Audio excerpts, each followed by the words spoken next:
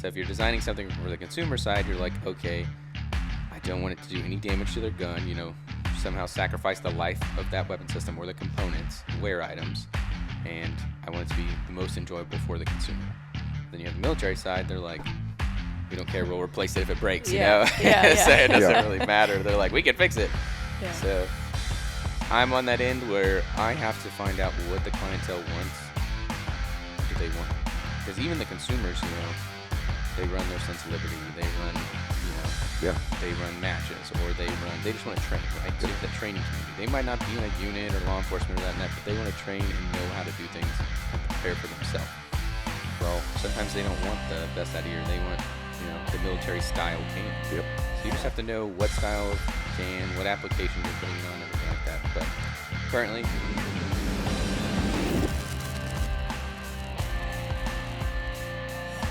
that said, welcome to the Big Tech's Ordnance podcast. We're really glad that y'all took the time out of this awesome event. We're day 2 at, I was fixing to say Clashmas, but this is definitely not Clashmas. This is Lethal Weapons, Texas.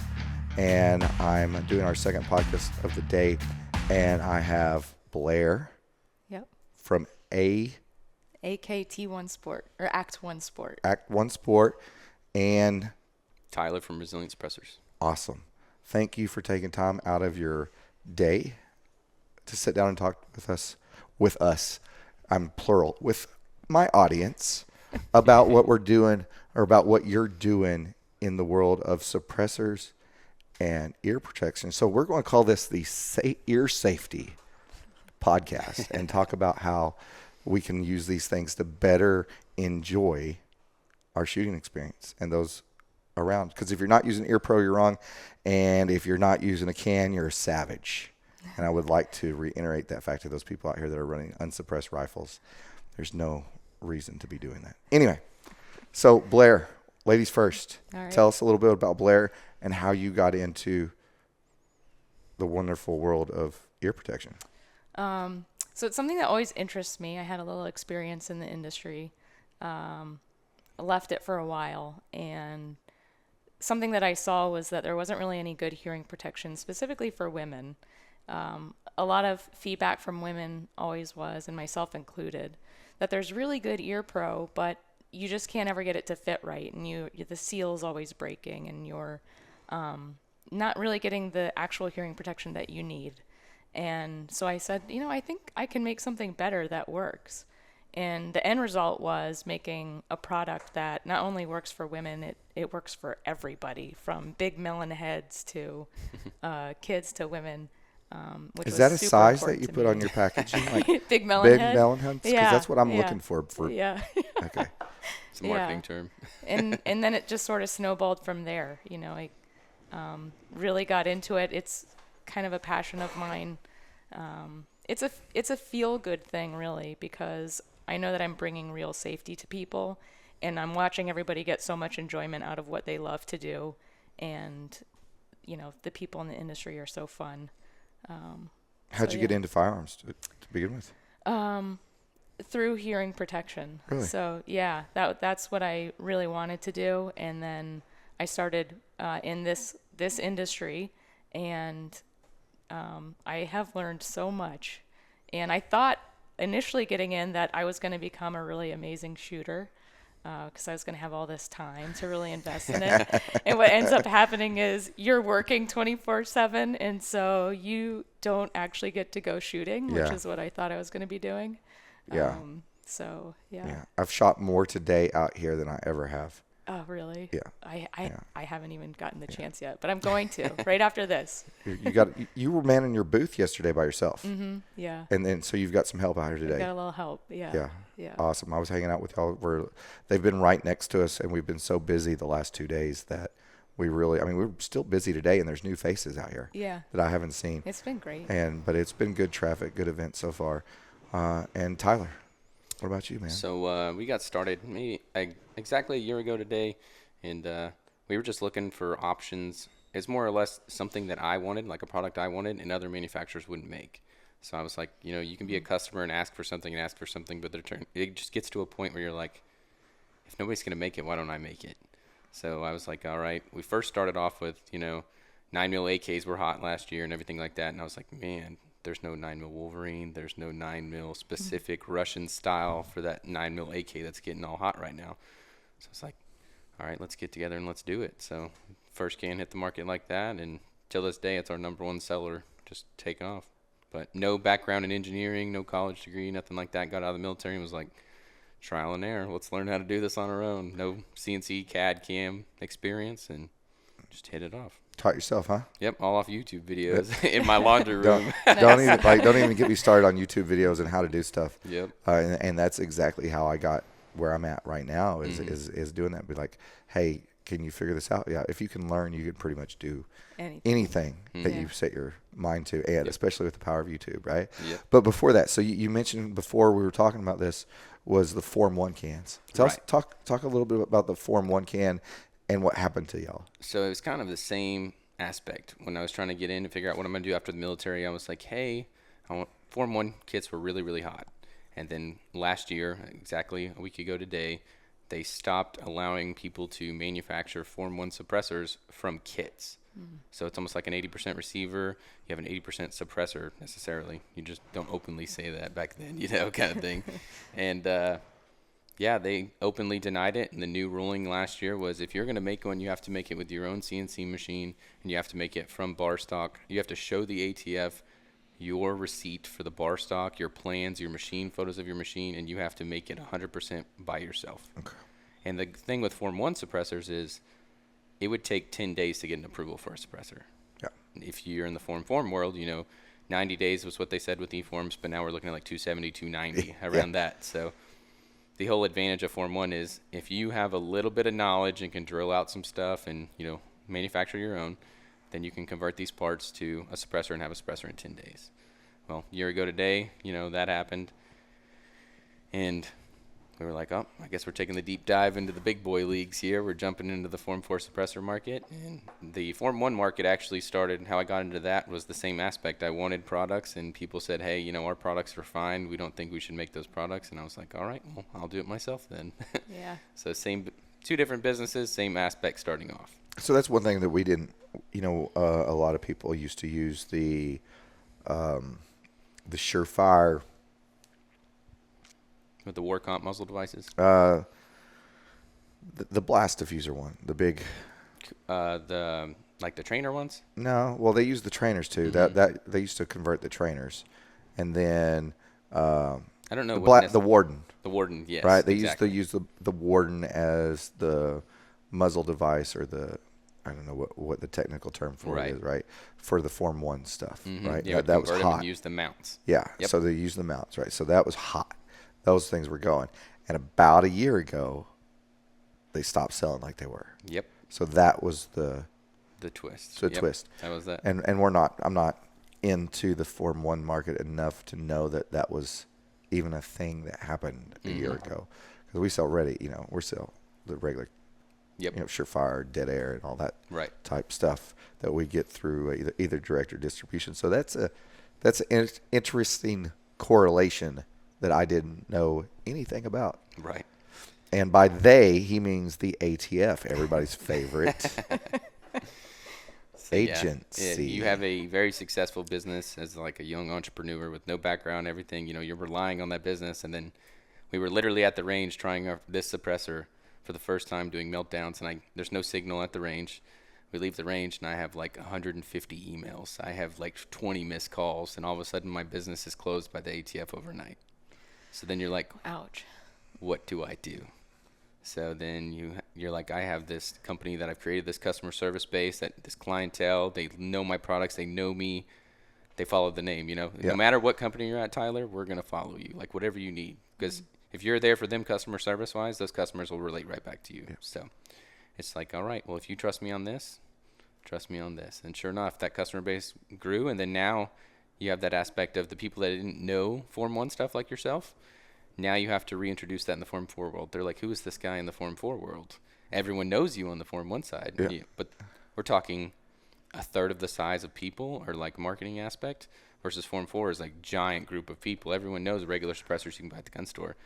most people don't even know. Like, you ask 1 out of 10 people, they're not going to know that you used to be able to make your own suppressors. Yeah. They're Yeah. like, oh, that's illegal. Somebody made that in Yeah. their garage or something, you Yeah. know. Yeah. But it was fully legal back then. Yeah, and no, that was with the Wardens, man. I was like, why are these so hot? Mm-hmm. And then we're like, oh, people use them for Form 1s. I'm like, what? The what? You know? And then, oh, okay.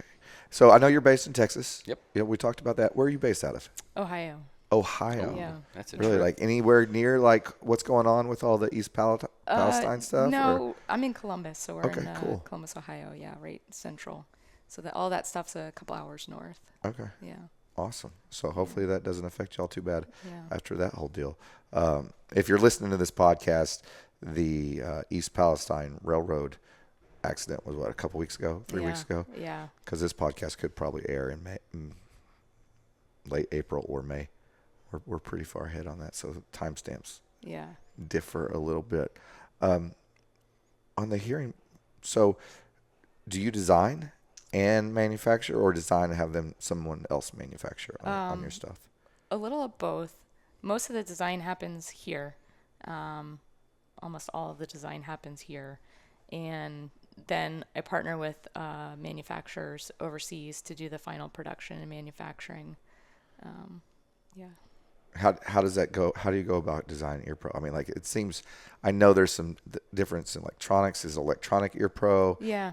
So there's a few phases. So probably very similar to you. So we'll create a bunch of prototypes. We'll go through the iterations.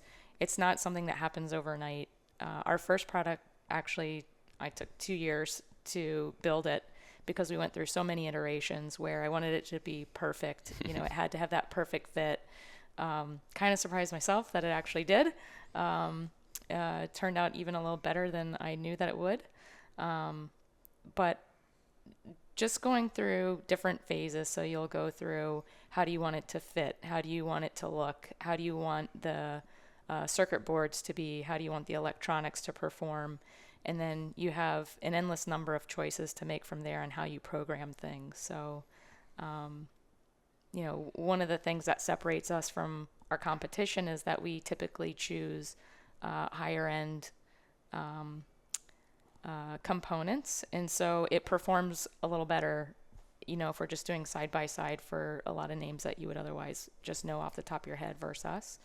And that was intentional. So that was all part of the design. Just making sure that we were giving a little bit more value to any of our customers that were going to jump in. You mentioned it when you were during your introduction. Why is there a big challenge when it comes to hearing protection for females? What's that challenge? It's true for men and women, but for sure it's really obvious with women, is that it's sort of like shoes used to be, where you used to see shoes that were in men's form and they just made them pink. And, you know, that's not really the shape of a woman's foot. I can wear your shoes, but they're probably going to be a little bit too wide, a little bit too big. And so, you know, it wasn't until recent times that we actually have women's shoes for the same size as women's feet.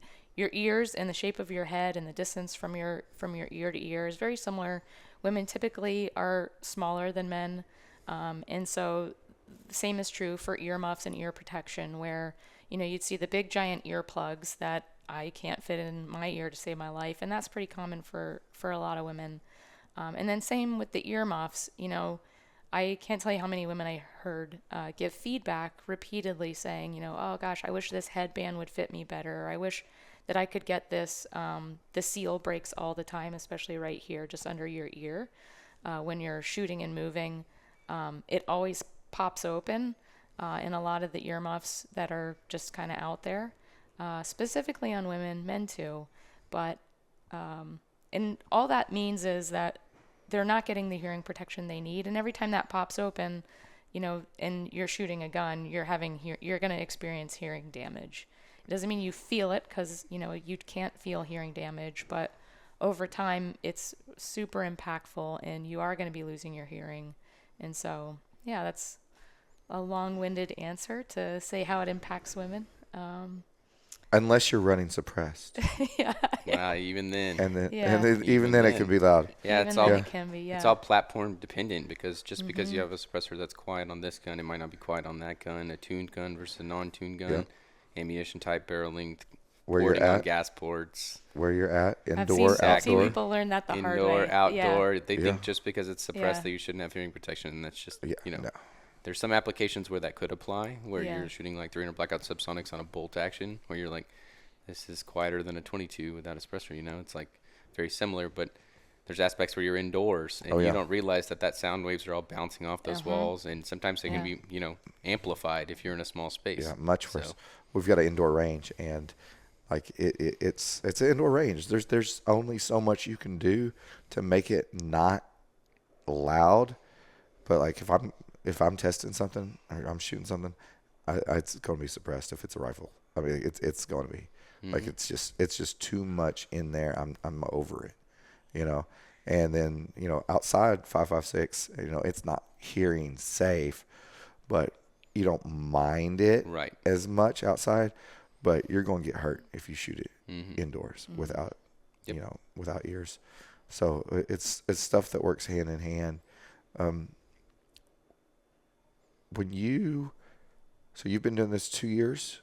Be 1 year since 2 years making cans, 1 year since Resilient opened, and we started selling cans. Okay. And what about you? How long About you been 5 years. About 5 years. Yeah.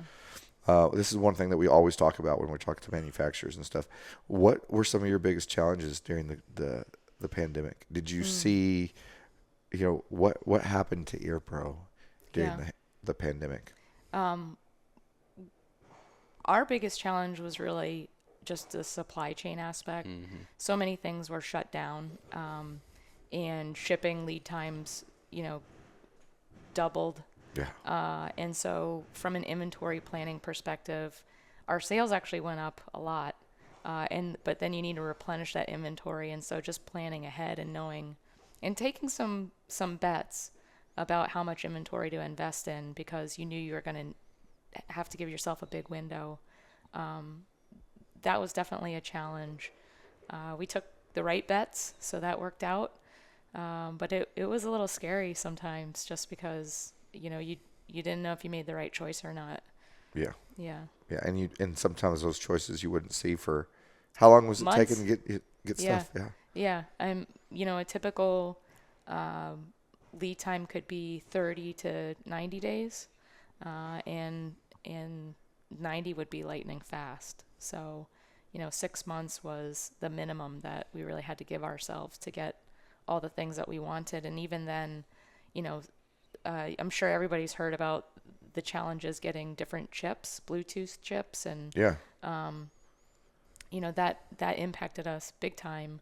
So you had to get yourself in line and put your order out there even before the rest of your components were in, just to make sure that you got all the pieces that you needed to make the final product. Yeah. So it's exactly what the gentleman I was talking to earlier today was talking about, how like they might have everything complete in that firearm, but they're waiting for that one part to get in. Yeah. And it's just something that, like, I don't know if you can even physically, you would have to have billions of dollars at this point if you wanted to come in and say, I'm going to make everything in-house. Yeah. Everything. Yeah. Every component. Well, then you got to find the shopper that wants to pay for that. Yeah, right. Yeah. Because then that costs thousands of dollars. Yeah. That's neat. You what were you doing during the pandemic, if you don't mind me asking? So that's actually when Shrimp Gang got its start. Yeah, it's named Shrimp Gang, was my previous company. Shrimp King? Shrimp Gang. Shrimp Gang. Yeah, so it was I was young at the time, obviously. I was in the military, and a competing company bet me I wouldn't name that, who was also a friend at the time. He's like, if you're going to start something, you got to name it something funny. And I was like, what should I name it? And he said that. He's like, you won't. And I was like, I will. So I did. And I then, like that. Anything to win. Yes, exactly. And then everyone just, loved the name, thought it was so funny. And it just kind of became a thing. Everybody wanted stickers. Everybody wanted patches, hats, flags, whatever, They loved the name. They thought it was hilarious. Branding, man. Branding is a very interesting art form. Right. And that's what it is. Companies spend millions of dollars in market testing for that, and we're like, I did on Let's accident. just do that. Let's just do this. What's this? What's that? We had an experience back when we bought the range. When I say we, the company bought the range. So the online store was around before the range, and the range was just geographically close to where our online store was located, our warehouse, and it came for sale. And we bought it. We're like, hey, we got to change the name because we were Big Tex Outdoors. Oh, wow. You can't put Big Tex Outdoors on the indoor range because every day you would have somebody show up and be angry at you. It's an Not indoor range? Yeah, not just like upset but they would be angry. I don't want to shoot on an indoor range. Yeah. Your name's Outdoors. And we're like, they were significantly invested, and like, okay, we've got to do a whole brand change, and that's probably something you've ran into on your end from one brand to the next, huh? Right. I feel like the Form 1 world is kind of a different kind of clientele. You know, they might be joking, serious, you know, have a good time, but they also have a wild side, right? They're the kind of like, it's a different kind of clientele. You move into the Form 4 world, you may have that same clientele there. I mean, they're a part of it, but then you move into the super professional, super, you know, Oh yeah. you got to be as professional as you can be in some cases, because now you're looking at, I'm not doing direct sales anymore with these customers. Now I have distribution. Now I have these companies that I want to represent my brand. So you have those fun times where you're like, oh, that was a good laugh, good time. I had that company name. We had a good time. Now it's like, let's get serious. Let's get down to business. We're going to be this professional side, but we still have that fun side. So, Yeah. you know, you come out to the range, you come out of here and you shoot with us, you know, we're still going to laugh, joke with you, everything like that. But, you know, now, but when you're another company like that and you're based like that all the time, sometimes other companies don't want to look at you. Yeah. They don't want to deal with you. You know, they're like, you're like the little punk kid. You know what I'm Yep. saying, for Yeah. example? So now it's more of, let's get down to business. You know what I'm saying? Yeah. Just Yeah, we have a whole folder. I have a folder on my computer of non-approved stickers. yeah, that's a oh, that's perfect funny. example. That's awesome. Yeah. You can't do that. Yeah, Ah, exactly. okay. Well, I'm going to hold it. I'm not going to delete it because there's one day. Yeah. Mm-hmm. One day you might change your mind. One day. But then it's like, it's so hard because you don't know how far to go and what's too far. Yeah. You know, it's just Yeah. We have some basic guidelines, and I weave. you weave them. I weave in those guidelines, and there's sometimes I go to the boss and be like, hey, this is the title of my email, and Yeah. I'm putting this GIF in it. Is that okay? And they're like, yeah, that's fine. And then other times they're like, hey, you need to change that. Yeah. All right. But it's hard. So It's hard to be professional and still have a personality. Yes, Yeah. exactly. You don't want to be a exactly. dud. Yeah. Exactly. Yeah. You don't want to be just a brand. Yeah. You have to have a face of your company. You have to have personality. You Yeah. have to have, oh, those guys are so nice, or I've talked to them, or you have to leave someone with a lasting impression. It's Yeah. like the best way of saying it. So whether that be from a sticker that's funny, whether it be Yeah. communicating a video on Instagram, YouTube, doesn't matter. You have to have some kind of impression. You have your product impression, which anybody could have a good product, but they could be terrible customer service, terrible marketing, etc. You know, not good guys, not good, you know, whatever the case may be.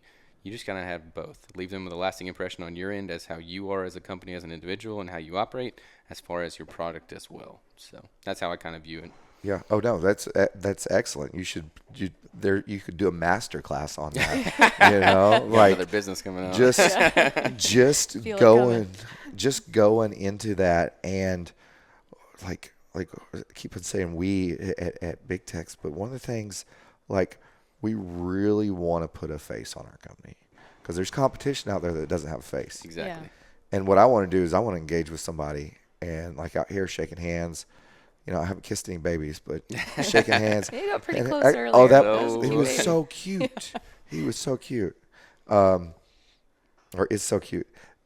But like handing out T-shirts, making sure you know that, you know, like if somebody has an issue and it needs to escalate, there's somebody in the higher up that's reaching out and reaching back out to it, or engaging in that Facebook group, you know. There's a comment. real person. There's a Yes, real and that people. is the bigger you grow and the faster you grow, that's a continual effort on your part. And the dude I was interviewing earlier, he's like, look, man, I got 483 text messages that I haven't responded to yet. Wow. I'm like, that is why we don't do customer service on the phone or send out like text messages. Like, Yeah. couldn't do that. Couldn't Yeah. do that. you know, and that's always a thing. So how big is your company? Really small. So there's only a couple of us, and then we outsource a lot of the support that we need. Yeah. Yeah. Manufacturing. Do y'all Yeah. do y'all do the component assembly? We don't. No, we do all the quality setup. So we'll set up exactly how the operation has to be. We'll make sure that the quality control is all exactly how we want it. Yep. And then we kind of take our hands off the wheel and say, as long as it always stays like this and it ends up in a good product, good results, we'll let them run with it as is. And then even like our supply chain, partnering with third-party services where we just have a really good relationship with people. Yep. And then we started using their company and explaining, here's what we need, here's how we want to grow, this is our vision. Can you scale with us? And also give us a chance, because we're still a small company. Obviously we were smaller a year ago and a year before that. And so finding companies that are willing to grow with us and scale with us. Yeah. I have daily conversations on scaling Yeah. and how to do different things and encourage other companies that we know, that we work with, that we're friends with, to be like, hey, I know you're having a challenge here. We could help you with that challenge possibly by order fulfillment. That's one of the things that we do. Or, like I've had dudes come, hey, I'm sending a customer service guy down and I'm sending my director of operations down. I'm like, cool, let's do it. And they spend all day with me. Did I lose money possibly because I'm not fulfilling their orders? Yeah. But you know what? They're fulfilling more orders now and their customer service is better because they come and hang out. Yeah. They're our friends. They're doing better. We're doing better. Everybody's better off for it. And that's something that we always like to do. What about you guys? How big are y'all? It was, well, right now it's kind of like in the mix. We're at that scaling point. We're about to make a massive jump. So for the past year, it was two-man company, me and one other person, manufacturing all parts in-house, 7 days a week, manufacturing parts. When it first started out, obviously, we're doing like 25 cans a month. It's almost like struggling. You get that 50 cans a month. You get that 100 cans a month. You get that 200 cans a month. Well, we're about that 150 a month now, but then now you go and you have 3 SKUs. So we're 2 people working 7 days a week, 12-hour days. And we do like 1 month shipments, right? Just, big distribution order. We're going to fill that one distribution order. We'll send out one giant PO of models. So we'd run, one machine, 2 guys, 12-hour days, 7 days a week, and we do 150 cans. But then you go and you have 3 SKUs now. But our products became so hot in like the last 6 to 8 months, I would say, that now those 150, 200 products that I deliver, they'll sell out in 4 days. Yeah. That I spent a month making. But then now I have 3 SKUs. So that's not going to come up in the rotation for another 3 months. So at like this point in time, like our most popular can, it's been sold out since the beginning of December. So now I have a production issue because I created a new can. We made those cans in December. Those sold out in 4 hours. And then now in January, I make another model. And I just go by what they place their POs on, So like they ordered these next, they ordered these next, they ordered these next. And then it's like a constant 1 week phone call. Hey, when can I get these again? When can I get these again? Well, I only have one machine. We're only 2 guys, yada, yada, yada. But, when it comes to machining, manufacturing, everything, titanium and materials are crazy expensive. Those machines are hundreds of thousands of dollars. When you're a very young company and you are very young individuals trying to get, with like no investors, just like self-made kind of business, it's hard to scale a company in that sense. So here in the last 2 weeks, I kind of decided that, I'm going to move forward with the company as myself rather than manufacturing everything in-house and being behind. So I've been flying around the country, the last couple of weeks, going to different machine shops to see who we can outsource to, stuff like that. And then I found one that was like, hey, you can come in and oversee all the production of your cans moving forward.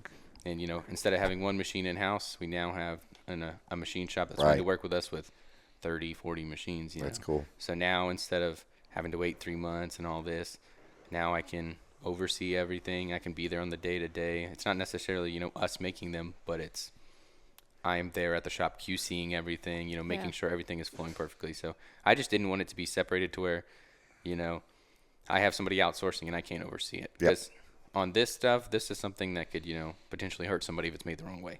So I took it upon myself, talked to the family and everything like that. And I was like, hey, would you be willing to relocate for the company? And of course, my wife was like, yeah, let's do it. Whatever it takes, right? Yeah. So Yeah, we're not necessarily, with that company, partnering with that company, but now we have this, manufacturing facility that's working with us to now, produce all our products. We're going to see over all of our products, and now I'll hopefully be able to make, 5 times as much of each model per month, awesome. and I can run them side by side now. I don't have to like do a rotation, anything like that. So, yeah, we're looking for that. We're about to scale up on a large level because I don't know the potential of the sales of these because I've never been able to keep them in stock. Yep. So they could be 50 more than I sell. They could be 500 more than I like, sell. It's a good problem to have. It's but a great problem to have. it is very stressful, and then making the transition. So a lot of people come to the booth and they're like, "Hey man, how much are one of these? Can I get one of these?" And I'm like, I don't have a single one of my models in stock. And it's so hard to tell a customer that. Like, it breaks my heart to tell a customer that. I'm like, I know you're super excited. You just shot the suppressor. You're super impressed. You want it. But I can't give it to you. Yeah. So it just, like, breaks my heart. So we've been going around, and we got something worked out, and we should be starting at the new facility tomorrow. So Congratulations. Yeah, it's congratulations. going to be a wild time. That's cool. Thank y'all. I wish you luck, man. We talk about this a lot when we're talking to manufacturers and stuff because we loop everybody in on our podcast. Firearms trainers, normal dudes, manufacturing, and it's all a challenge to get what you want, and then even based like I'm a turn-based business, right? Like, how many can I get? How long does it take for me to get it? How fast does it sell? When do I got to pay for it? Yep. Right. Those are the things I look at it. And then it's like, all right, I can get those. It takes me 6 months to get those, and they sell out in 2.5 seconds. Like, Yep. 2.5 minutes Yeah. on the website. Yeah. All right, cool. Well, it's cool. Hey, let's do it. Let's order. Boom. All right, get it. Like, the sucky part about that is I don't know. Mm-hmm. Like, if I order from you and I'm going to get those things in 6 months, Is it going to sell the same now? Do as I it need is to order selling in 6 another? months? Right, exactly. And then Yeah. it's like, is it going to? It's hot right now, but it's going to be hot in 6 months by the time I get it. yeah. So We just dropped Kestrel. Just dropped a shot timer. Right? Mm-hmm. So like really cool, Bluetooth. It like syncs to your practice score. That's cool. It's like very cool. logs for you and everything. Like, oh yeah, all that stuff. But they were expensive. They were expensive for me to buy. They were expensive. They're like $300 for a shot timer, and brand new. So they're like, hey, you buy all these, and we'll give you a deal. I'm like, I'll buy 12. And I forgot I ordered them. That's how long it was. Oh wow. Right? And so like they show up and I'm like, "Oh man, we didn't push it. We didn't talk about it cuz if you push it and you don't have it, Yeah. people ask Out where of it's sight, out at." of mind. And so they show up. I'm like, "Well, here we go. Let's see if we can sell them." And it took me about 7 days to get rid of them, which is not bad for not Yeah, pushing doing a it. product, yeah. And I put them on our new website that doesn't get a tenth of the traffic. Yeah. And we sold out of them. I'm like, well, hey, I need 24 of those this time, right? 'Cause, like, Yeah. I don't know. But is it going to be 9 months? Do I Right. have to wait again? Right. It is so hard as a retailer, and probably even more so as a manufacturer, to know. And then I have no base on it.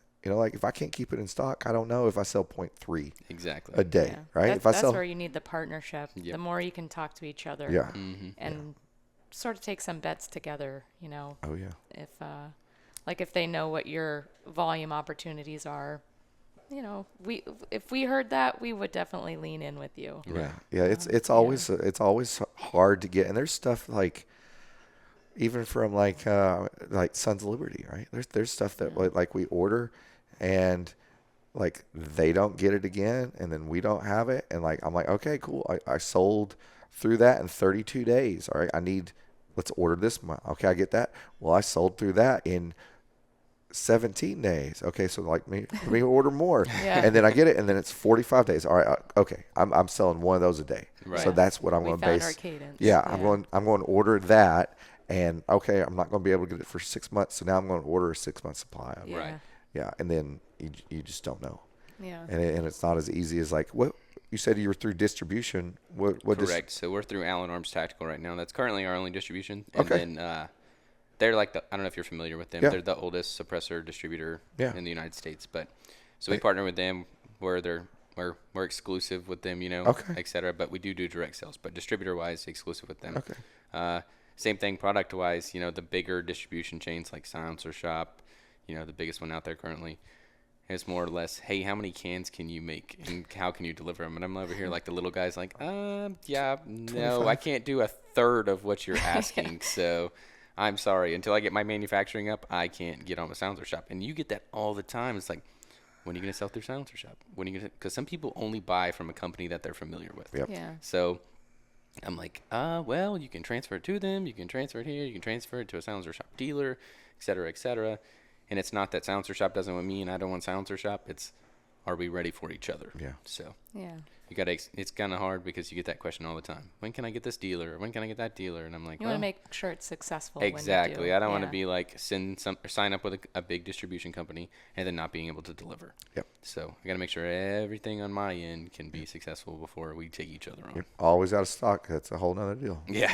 It's always out That's of the stock. other thing is like when you have a retail and a manufacturer, you're like, all right, well, I sold out 6 months. I sold out and it's 6 months. I sold out and it's 6 months. Well, why don't we get a rolling PO together, right? Yep. We do this many a month, yada, yada, yada. Then you don't have to wait that 6 months because you're not in line behind all these other people because I already have your order for the next 6 months. Yep. So if you can team up with some, dealers or distribution chain like that, then it kind of alleviates that stress on the retailer. You're like, hey, now that I know you're ordering this many products as well, you're now at a better price tier, or et cetera. So Yeah, we work very closely with the companies that we partner with. I got most of the dudes I order from, or most of the companies I order from, like I personally make the order from, like I talk to them, like we physically, we communicate, we see each other, this stuff, and that's it's a relationship, because if you don't, like they might not know that this new product's coming out and they've sent an email, but they know how busy you are, and so they follow that email up with a call and be like, hey, you probably should order some of these. right. Or I even, one of our dudes, he'll send me an invoice. I'm like, hey, what is this? He's like, this is what you need to order. This is coming, and I know you're busy. That's aggressive Yeah. tactics there. But I like it. I I like do like it. that though. but it works. But it works, especially when you're building a dealer relationship. You're like, hey, I know you move a lot of our products. Yeah. I went ahead and set this many aside for you. Would you like them? Yeah. And they feel, obviously special about that because obviously you're treating Yeah. them well. So you're like, hey, these are going to move. I already know that for a fact. Like, Yeah. I've already reserved some for you. And then that builds that dealer relation to like, well, then they trust you. They take the chance. They see that it performs well. And they're like, let's do double this time, Yep. et cetera. So, Yeah, it always works well. It always works. And then we're like, hey, send me your swag, send me your stuff. yep. We sent a box out. I'm not going to name the company because we haven't announced it yet. Well, we probably announced it. So Noveski, he's in right? Like, I've been working to get Noveski for a long time. Oh, like a direct account? Yeah. Yeah, some of those companies are really hard Hard to accounts get. And then finally, like, we went to an event to we knew they were going to be there, and we hung out. And they're like, we love you guys. I'm like, all right, let's do this. And we finally placed the first order, and they're like, all right. And I'm like, all right, I want sizes for everybody in the shop. And so, like, I got all their sizes. We loaded up. I'm like, 2 T-shirts, a piece for every size that we got. T-shirts, stickers, all that stuff. Send it up to them. And like, this is awesome. And they sent me a picture of like the dudes like handing out the T-shirts, because that's what we want. We want it to be Right. like face to face, just like our customers, you know. Yeah. And but you said something earlier, and I'm going to bring it back up here. Okay. Bluetooth. So what are you doing? What's your Ear Pro do Bluetooth wise? So this is a fun question for me because we have one product right now that incorporates the Bluetooth 5.0. It's the in-ear earbud. So it has hear-through, meaning you and I can talk and communicate easier when you have them in than when you have them out while you're shooting. So it's going to suppress the sound of the gunfire. We'll be able to talk, but it's also going to connect to Bluetooth. So with that Bluetooth version, it means that once you sync it to your phone, for example, every time after that you turn it on, it's going to automatically sync. You're not going to have to fidget with your phone or device or whatever. Also, the audio quality is really good, so we're using that. But it's a real fun conversation for me right now because we're coming out with a new product that's going to be a total wireless earbud. It's going to be a pretty small footprint in your ear. It's going to be a really affordable price, which is what we're all about, which is great tech at a reasonable cost. And it has the Bluetooth 5.1, so it's going to be just slightly better. Again, that same connectivity, but we're also going to incorporate this new technology that nobody else is really using right now. And it's very similar to like noise canceling headphones, except we're going to expand the range frequencies. So you're going to be able to use this product in indoor ranges, which has always been a challenge for electronic hearing protection, because I think you were talking about how it bounces all off the walls and you hear the HVAC going. Right. And so it's you cutting know, in and out more or less on those and hearing you protection. as a user, as a wearer, you're hearing all this what seems like white noise, Right. and it's because there isn't this technology in it. And so we're going to bring that to market. That'll be here in about June. So I'm really excited about that. But yeah, That's those are really- going to be our 2 Bluetooth products. I used to hate it. I used to back when I got out of the military. When I was going to college. I was a firearms instructor at an indoor range. Of course, I would have ear pro on, electronic ears, and try and teach a class to somebody that didn't have Oh, it's so electronic ears, and I'm like yelling at them to try to get them to do something, and that's a whole other issue. Yeah. But then you would have the ones that were wearing electronic ears, and if the AC kicked on just at the right point or whatever, they would hear half of what you just said, right? Right. You can't see it if you're listening to this podcast, but I was not actually saying anything. But that's what you would get, and you would miss half of what you were saying because they couldn't hear you, and they'd be like, "What?" And you'd have to repeat yourself, and that's time, and you can never get time back, right? Yeah. You can never get time back when you're doing it, and that's really cool. Yeah. That's really cool. Is that going to be able to like link with like comm equipment? Like Anything that can connect with Bluetooth. It will. Yeah. Okay. Yeah. And So it's 100% dependent on what device you're trying to connect with. Cool. Yeah. Cool. Yeah. We did some stuff. We watched a video this a long time ago. I'm going to date myself here, but it was they were testing out some comm stuff in the military, wireless. I don't know if it was Bluetooth or whatever, but I always remember that when I'm talking about comms and I'm talking about ear pro, because that wasn't a thing when I was in. We had the earplugs, but nobody wore them because you couldn't talk. Yeah. Right. You couldn't hear somebody do anything. But the dude was like talking on the radio, but he didn't have to lean his head over to hit the mic. Yeah. But he'd 'Cause still lean over. But he was still leaning over. Like he was still leaning over to talk on it. Muscle Like, memory. yeah, we do it so long. Like I'm just going to Yeah. key over. Well, you don't have to do that. You'll still see guys do it, right? Like cops that are so used to leaning over to key that mic, it's not there anymore. You don't have to do that. That's really cool. There's some really cool functionality that's coming out even in the weapon accessories world that is I can't talk about because it's NDA, but we got some cool stuff coming too. That's awesome. That's works on that line. The technology is so cool, and being able to advance it, what we're doing. What about you? What do you see that technology is letting you do? So I see I don't know if you're familiar with like Pew Science or anything like that. So that's like a big, strong push now, because in the industry for like the past 30 years or so, we have the military standard for sound testing, and then you have equipment that's a standard from the 80s. You have equipment that's from the 80s, and that is the standard. Well, here we are, 30 years later or whatever, and now you're like, what is the new standard? Why is there not a new establishment here? How do you compare products that are going off a standard from that far along? So now you have this person, his name's Jay, and he does Pew Science, and he does testing as his day job for military and government contracts for the new standard. Well, I wouldn't say necessarily that standard, but that's what he does on his day-to-day job. And then now he got the idea that, hey, I love suppressors. I love, hearing damage. Super big. He's a nerd. Yeah, he is. I But like him. engineering-wise, but he loves every aspect of that. So he's like, all right, well, if no one's going to create a standard, I will have my standard. And we can test everybody's cans against each other, and it's a comparison. And it's almost as it started as a comparison, and now it's more or less of, let's see what these newer suppressors are doing that's innovation. You know what I'm saying? Yeah. More or less of what's different from 30 years ago what we got was good, or 20 years ago. There's no rule book that says, this is how you make a good suppressor, or vice versa. This is how you make one quieter here or that. And back in the day, it was all like muzzle ratings. Oh, this one's the quietest at muzzle. This is the one quietest as muzzle. But then you go into like a semi-auto application, or how is it reflecting off the, the room you're in, anything like that. So now it's more towards, what is it at the shooter's ear? Yeah. What amount of damage is it compared to this other suppressor company or other suppressor?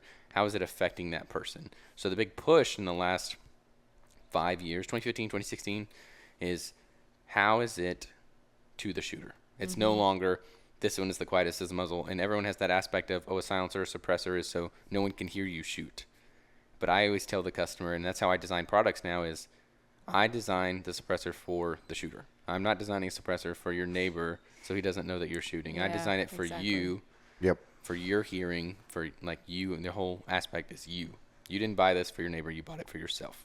So that new standard's coming about, and now there's a big giant push. I guess you would know from knowing Pew Science, but it's just a big push on what is the safest suppressor I can shoot now. It's not what's the quietest suppressor I can shoot, or yada yada yada. It's what's the best for me, and it's a big push, and it's almost like a marketing thing too. But on the same time, it's scientific. It's not just we're it's saying not an this. opinion. Yeah, Yeah. exactly. I can remember arguments, back in the forum days. Well, this is what this rates. Well, where did that come from? Where did you sample that sound at? Right. Where was that at? Oh, well, that was at the muzzle. Well, this is at the ear. This is at this. This is at the, 200 yards down range from it. Like this is all that stuff. There's the man right there, Mr. Clay. Good event, buddy. Thank you. Look nice too. But it's such. That is like there's no standard for it. And he went out and said, "This is okay. Fine, then this is my standard." Right, and especially someone that's experienced in that field and does it on a day to day as a certified engineer. Like the military's using him. Third party, aircraft companies, whatever weapon companies are using him. It's not like it's just some guy that's like, hey, this is my random standard now. It's actually an educated, certified person in that field. And then he got the great idea of, hey, my hobby is suppressors. Why don't I take this and make this? And it just took off. It just blew up. So now it's you make a product, and the first question you get is, when is it going to Pew Science? When is it going to Pew Science? When is it going to be tested? When is it going to be tested? So my whole aspect in designing cans, because some other companies, they'll still design cans for quietest at muzzle. They don't care what it is at ear. They want it for like a military application, more or less. I'm looking for, when I design a can that's for a military application, obviously I would do something like that. But you have to know, are those units using hearing protection? What are they using? Do they care how loud it is at the ear if they're wearing, really good hearing protection, or vice versa? Or do they care more that they don't want someone knowing where they're at? Yeah. So you have to design two different aspects. Or you try to make a very well-balanced can. So you have this side where you have like Huxworks, flow-through technology. They're all focused at the shooter's ear. But the benefit, or the downside of that is, if it's quiet at the shooter's ear, typically, unless you have some fancy design, it'll be louder at the muzzle. So like everyone around you, your neighbors, everything else is going to know that it's loud. You're shooting suppressed, but it's loud. But I promise you, it has the least amount of hearing damage. So now you have that aspect of, which target market do I want? The military base where no one wants to hear me, and I'm wearing hearing protection and trying to protect myself. Some people even double up on hearing protection, So you kind of have to have that aspect when you go to design a can. Who am I designing this for? The shooter, or a military law enforcement application where they're worried about, sound pollution, however you want to call it. Yeah, I mean, and just the aspect of, teams communicating effectively in an environment. What's it sound like? And on a consumer end, the consumer side of it is bigger than ever, and every day it's growing. There's more suppressor owners out there, which it's pretty cool. It's pretty cool how it's taken off. I'd say that like I said, our big push right now is the consumer market, nothing, military law enforcement based. But obviously with now the growing scale that we're about to have, now I have time for more R&D, more development, and everything like that. I'm not pushing to make cans every day, but it's my new job is back to where I started. Now I'm designing cans all the time. I'm not making cans all the time. I'm designing stuff. So that's kind of like my passion. But yeah, the other thing as well is, what does it do to your weapon system? Are you now, if it's quiet at the shooter's ear, that means it's doing less to the weapon system. You know, if it's quiet at muzzle, it's trapping all that gas, and now your action's now moving faster. You're creating more gas back into the shooter's face, and then you're like, oh, am I going to get lead poisoning because I have all this toxic gas coming back? There's just so many more aspects. So if you're designing something for the consumer side, you're like, okay, I don't want it to do any damage to their gun, you know, somehow sacrifice the life of that weapon system or the components, wear items, and I want it to be the most enjoyable for the consumer. Then you have the military side, they're like, we don't care, we'll replace it if it breaks, you know? So it doesn't really matter. They're like, we can fix it. So I'm on that end where I have to find out what the clientele wants. Do they want? Because even the consumers, you know, they run their Sons of Liberty, they run, you know, they run matches, or they just want to train, right? So you have that training community. They might not be in a unit or law enforcement or that and that, but they want to train and know how to do things and prepare for themselves. Well, sometimes they don't want the best out of year. They want, you know, the military style can. So you just have to know what style of can, what application you're putting it on, everything like that. But currently, I know you're saying you're doing some new products, so I'll just throw one out there. That was where you were getting the wrap up, right? Is that? So go ahead. What do you have coming in the future? There you go. So right now we have 9mm pistol, 9mm subgun. Subgun's our number one, and then we came out with a lightweight titanium, full titanium, like honey can, PRS can. You know, we're a Texas-based company, and there's a lot of hog hunting, coyote hunting. You know. So I was like, all right, we need to fill that market because in Texas, there's a lot of Texas pride. I want something that's a Texas-made suppressor, yada, yada, yada, right? So we kind of went that crowd. And then, obviously, that one's going to be tested by Pew Science. And we named it Jolene, by the way. It's a little weird. I can't say the reference where that came from because there might have been sort of like the stickers. Yeah, there might have been some problems with that here recently. So I can't say anything about that. But there would no longer be Jolene stickers, and because we used to have stickers with Jolene as well, but I can't do those anymore. So, but we can keep the name. So Jolene's coming out, or Jolene's already out, and she's our lightweight titanium suppressor. I just refer to her as a girl, obviously. And then right now, the big hotness, especially at this event in Kalash Bash, is our push for an AK suppressor. So the only AK suppressor on the market is the Deader Wolverine. And it's a 1970s clone per se, like 90% clone. So the new hotness right now is, you know, Palmetto State, Kalashnikov USA, all these AK builders are building the AK100 series guns, the shorter AKs.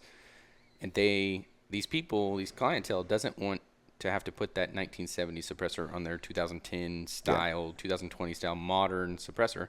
So I sit there and I'm like, all right, well, let's clone the most modern Russian suppressor out there. So there's a company called Zenitco that makes all the handguards and fancy furniture for AKs that's made out of Russia. And they have a suppressor there that all the units use. And I was like, well, that'd be really cool if I could get like the specs off of that and I can just, you know, do my own version on the internals and everything like that. But on the outside, it would be like 100% clone correct. Exactly. And then like US mounting, obviously, because different thread pitches in different countries. So I did it. So I completely recreated it, did my own modern internals, and made it extremely lightweight, universal mounting. And we're bringing it to market in about 90 days. So that's what's going into production tomorrow. Cool. So we have 2 out here today, and we've had 2 at Kalash Bash. Those are like prototypes that we have people use, and people are just like sitting there knocking on your door like, when can I get it? Cool. When can I get it? But that's the big push is we're going to have, you know, now the second AK can on the market out there. It's not like you have a 30 cal can where there's maybe like 50 out there. Yeah. Now we're into that marketplace where, and I'm not going to tell someone not to buy someone else's product. I'm like, hey, if you want a wooden AK with that old school furniture, you know, the aesthetic there, go buy the Deader Wolverine. If you're that modern AK shooter and you want the modern suppressor, buy ours, right? Cool. I'm not going to say do this or that. I always recommend other people's products. I'm going to give the customer the best opportunity that they're going to be happy with, right? If I don't offer something, I will always push them in the direction of, you know, what's best for them. Yeah. So. And so what's the timeline on your new? Ours is going to launch in June. Okay. So it's going to be amazing. There's going to be 2. There's going to be one that's just the hear through. So total wireless, no cords, no anything. It'll come with a rechargeable case. You'll be able to hear really crystal clear audio. And the footprint is what I'm most excited about because it's really hard to design a small in-ear device that actually works and does a good job and stays put.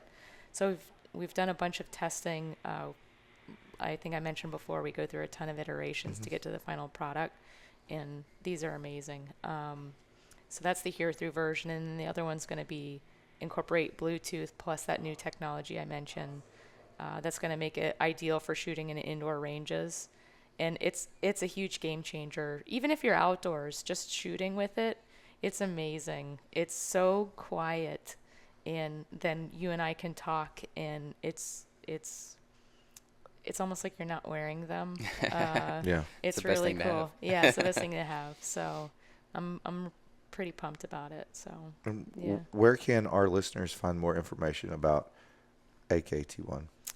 The best place is probably our website, so AKT1sport.com. We're also on Amazon, so we put a lot of product information on all those pages too if people are interested. Those are probably the two best places to look. Social media wise? Yeah, social media. We're on Instagram and Facebook. It's at act1sport.com. Oh, not .com, but at AKT1sport. Yeah, so we're pretty active there too. What about you, man? Same there. We have stuff on Pew Science. We have our website, resilientsuppressors.com. We have a couple YouTube reviews. Clay did one as well. If you're looking for products, pretty much any dealer in the United States can order from our distribution site if they're in stock. Yeah. But yeah, we're really active on Instagram. We're in the Facebook groups, the dealer groups, anywhere I can have anything. Any customer can reach out to me anytime personally wise. You know, I'm the guy that's answering Facebook messages on Sunday at 1 a.m. Yeah. You know, like I'm up there making sure that happens. And yeah, anything like that, they can reach out to me there. Well, I appreciate it, Yep. dude. And Blair, Tyler, thank you very, very much for taking time out today to talk to our audience out here at this great event. We're wrapping up today. I know the award ceremony's here in a little while, and they've had some awesome food, awesome vendors out here. For sure. We had a milkshake delivered yesterday during the podcast. It was delicious, by the way, if you were wondering. Made with Bluebell ice cream. Yeah. There's nothing better. It's awesome. Yeah. Have to It's check that awesome. out We'll after have to this. smuggle some Bluebell up to y'all. Yeah, for sure. Yeah, in Ohio. But we really appreciate it. For those listeners out there, go check these guys out. Check out their websites. Check out their social medias. I'll put links down to their website and their social media in the podcast notes. If you've liked this podcast, let us know. If you didn't like the podcast, let us know too. Just don't listen to us. You don't have to. It's a free country right now. Thanks for listening to us. And as always, we're sponsored by BigTexOrdnance.com and BTOgear.com for all your firearms and firearms accessories needs. Thank you.